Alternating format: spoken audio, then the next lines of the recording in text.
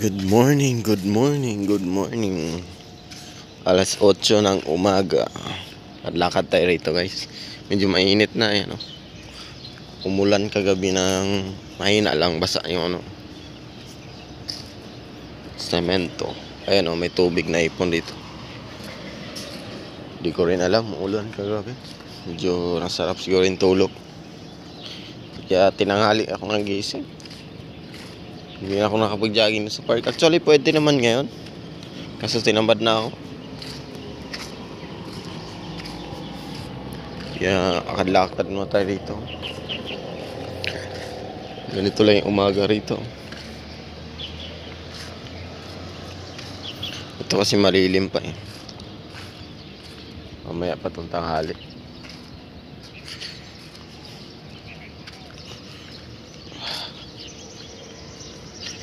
Marami ka rin huni ng ibon na Kahit ganito lang sa Maynila, oh. May mga puno ba ng kahoy sa loob ng or gilid.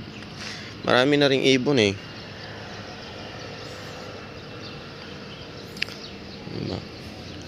Kasi sa yung mga gilid ng kalsada o yung mga sidewalk, may kahoy talaga eh. Ba't ganon rin ba? Para kahit sa Maynila ka pa rin,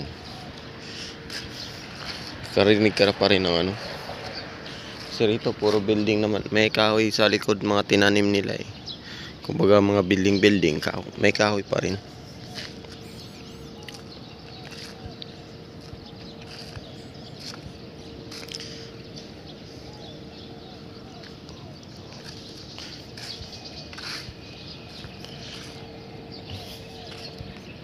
Buhay na naman yung mga damo. Maapat naman. Isprehan na naman siguro to. Pero doon talaga sunog eh. Doon sa yan sa yung nilagay doon sa plastic or sa tubig.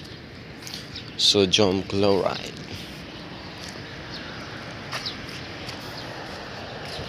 Lakad-lakad lang tayo.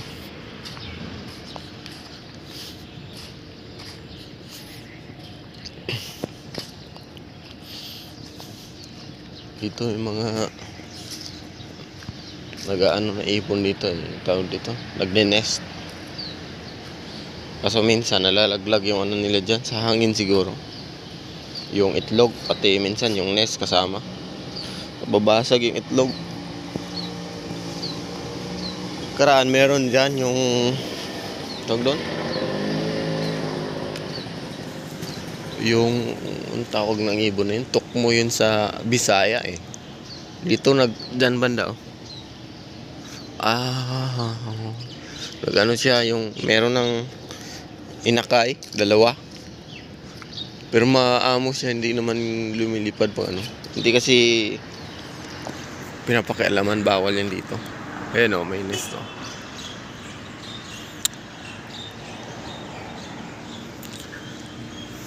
Parang nest ng mayab.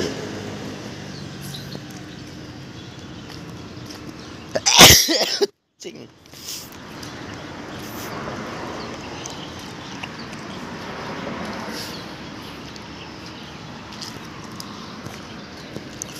Ayun, bagong gising. Ito yung CR natin ay namin pala.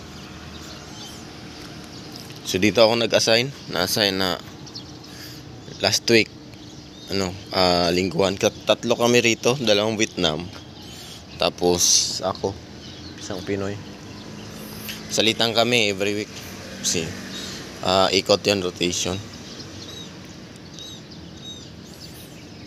Hindi pala pantay yung pinto nito Kaya dito rin ako nag-CCR madalas. Dorm. Kasi medyo malapit ako para sa kabila. Pero usually yung iba doon sa kabila. Ako dito kasi ako sanay. Tapos ako siyempre dito rin ako naglilinis, di ba?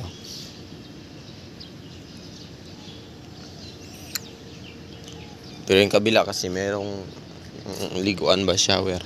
Merong liguan na area. Iba yung CR. Dito pwede naman maligo. May house naman to. Kaso malamig dito, walang heater. Unlike sa kabila meron. So ganun dito, walang Naglilinis kami sa umaga. Ito, yan. Bukas kami mag-uwalis dito. Dito naman ako. Diyan nililinis mga tigol. 7:35. Mag-iin na kami niyan. Simula na ng trabaho niyan. Walang bayad yun. 7:35 hanggang alas 8 ang umpisa ng bayad namin. Kumbaga parang linis-linis yung ano. Tapos quarter, nag-uumpisa na kami niyan. Ganun yung nakasanayan na dito eh. Ganun naman kasi yung pagdating namin gawain. Kaya maano ka na lang din. Tapos dito, yan, katulad yan, walang laman yung basurahan. Pag ganyan, nakataklob, dapat, ayan, mga basura kasi lahat yan. Pero dapat nakalagay dyan. Kasi hindi yan dadamputin nung naghahakot na truck. Gawa ng, meron kasi yung hook, yung ano nila truck. Hindi yan bubuhatin. Truck na, yung hook na mismo ng trucks mag-ano. Machine na siya ba? Kaya kami naman, isi-segregate namin yan. Yung isa niyan, dalawa lang yung segregation dito eh. Yung recycle at hindi, yun lang.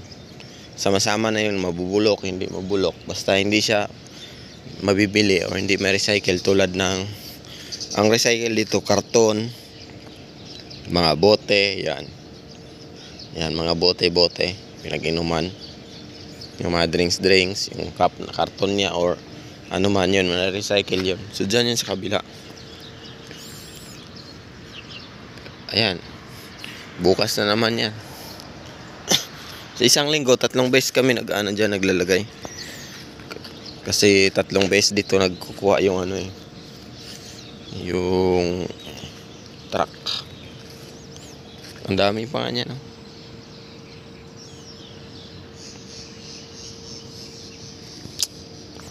Ganun talaga. Nakasanayan na rin kasi. Diba? Kumbaga tiway na yon yung ano namin. Okay lang yun kasi libre naman yung dorm. Pati kuryente. Tsaka tubig. Yun na siguro yung pamalit ba. Lilipas lang din naman.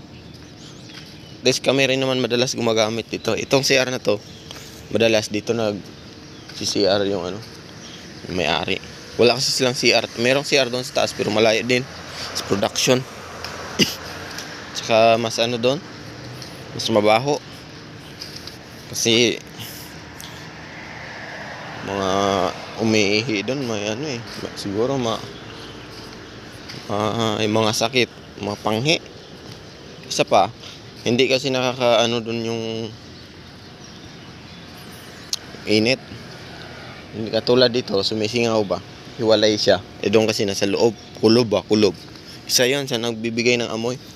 Tsaka hindi at araw-araw nililinis ng mga tao rin doon.